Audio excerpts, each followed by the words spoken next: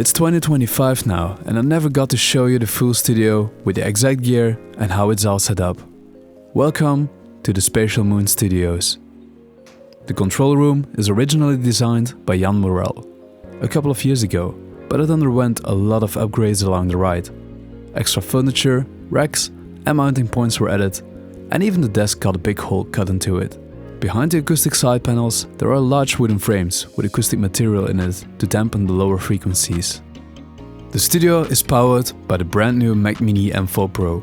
For the nerds among us, it got 14 cores, 64 gigs of RAM and 2 terabytes of internal storage, next to 10 gigabit Ethernet. I'm using two Apple Studio displays as they're quite easy on the eye for longer studio sessions. The left screen is mostly used for the arrangement view, and the right one for the mixer window and sample libraries.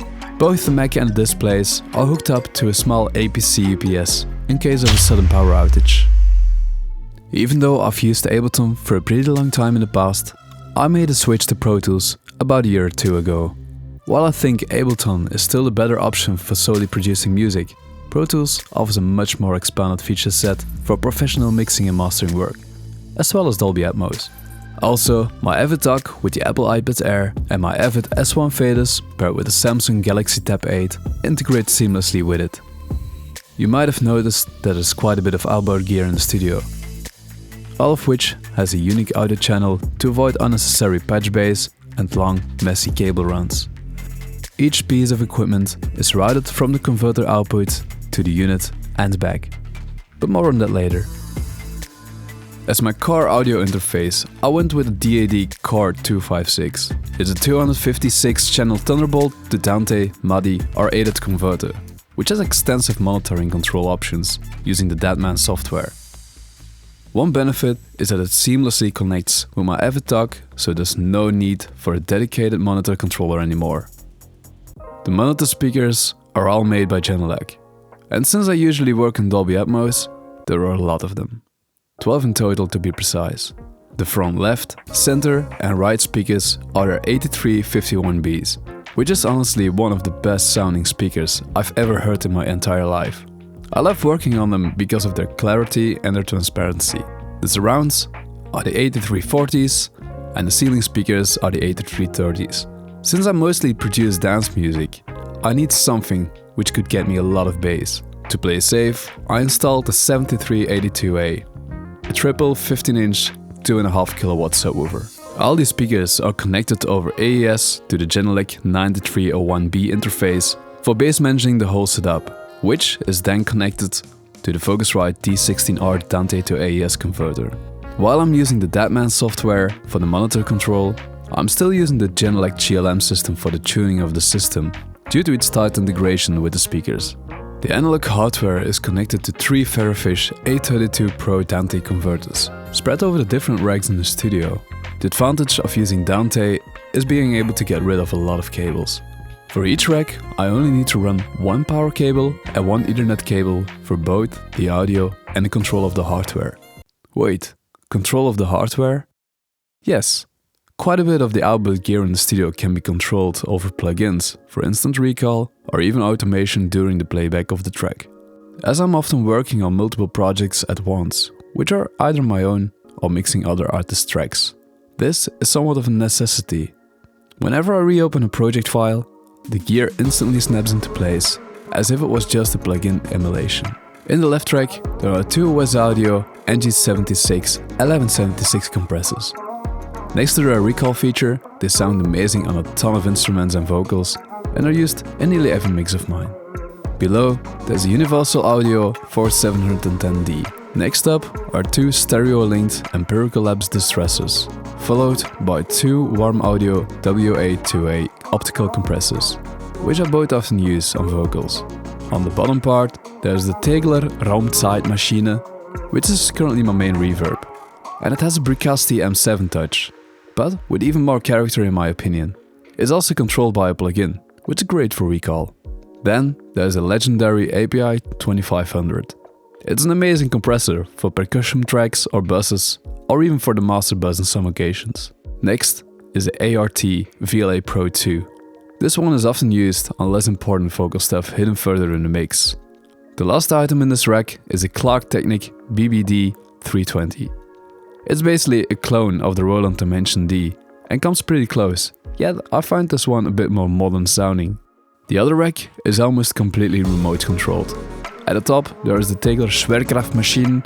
Man, I love these German names. In essence, it's a very mute tube compressor, but it comes with a lot of flavors you can choose from. It's a Swiss Army knife for me.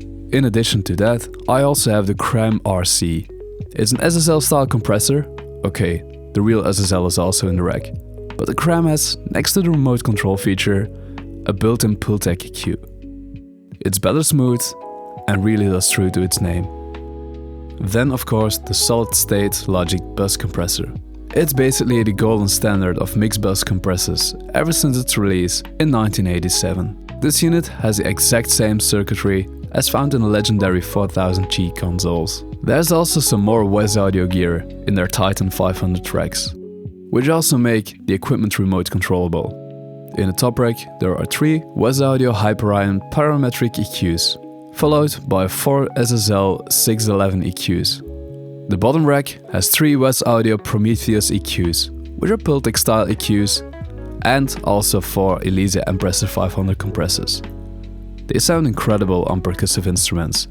On the bottom of the rack, there's a Thermionic Culture Vulture Super 15 Anniversary Edition as my tube distortion, and a Thermionic Phoenix Mastering Edition, which is a magnificent sounding very mute compressor, which sounds incredible on a grand piano.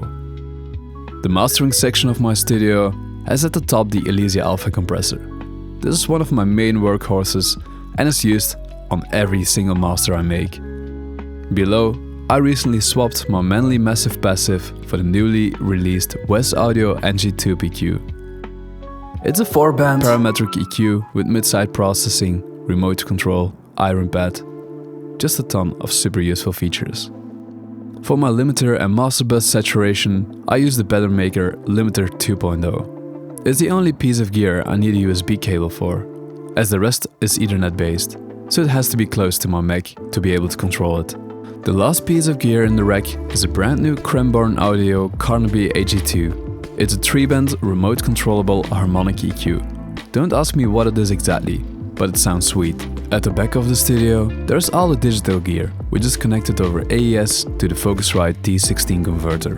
From top to bottom, we have the TC Electronic M1 XL reverb, the D2 delay, and the legendary Lexicon 960L surround reverb, with its controller at the top. There are also a bunch of analog and digital synthesizers.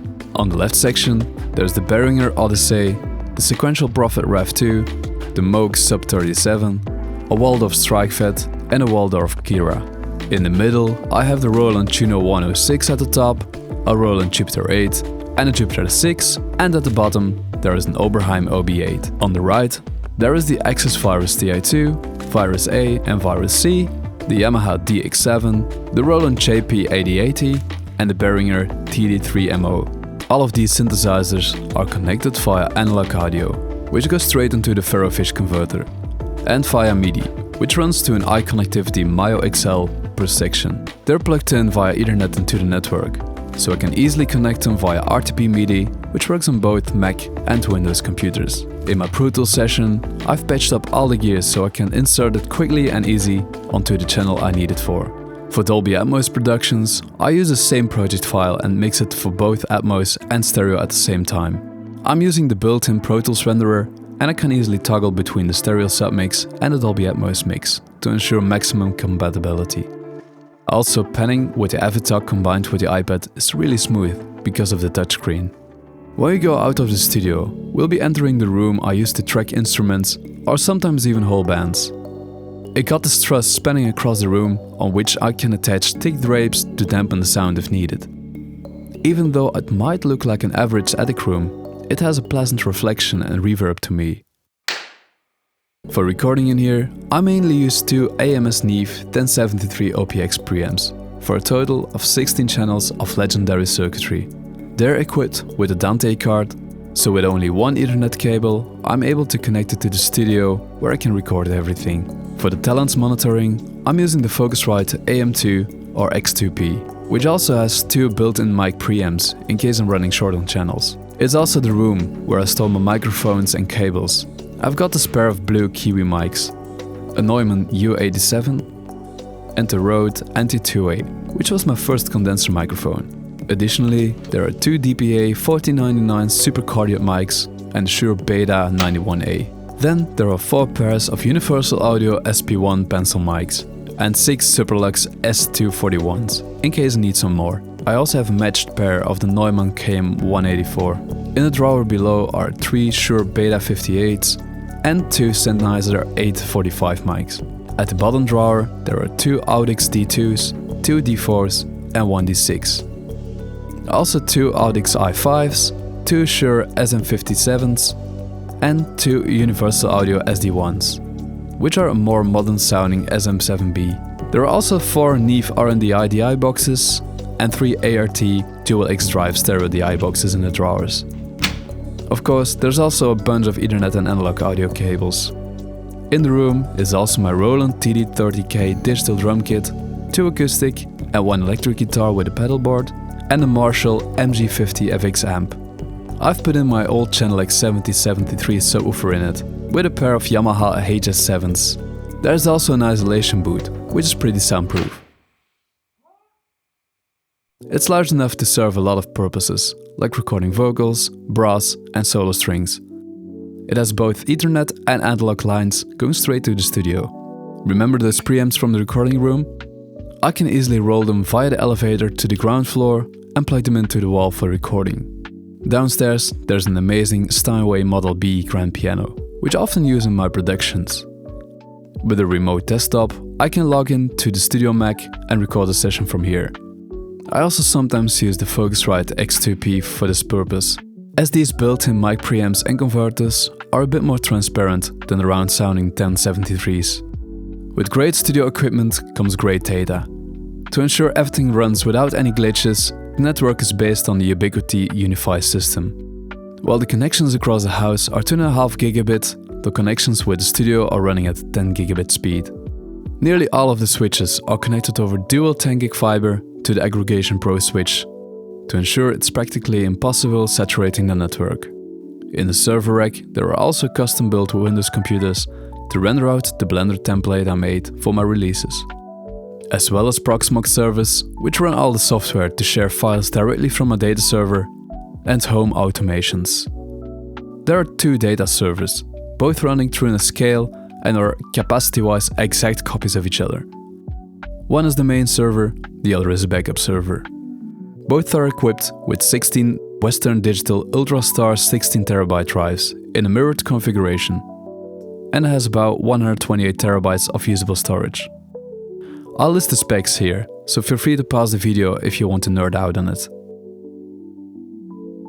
There's a third server with 4 24 TB drives located at my parents' house as an offsite backup.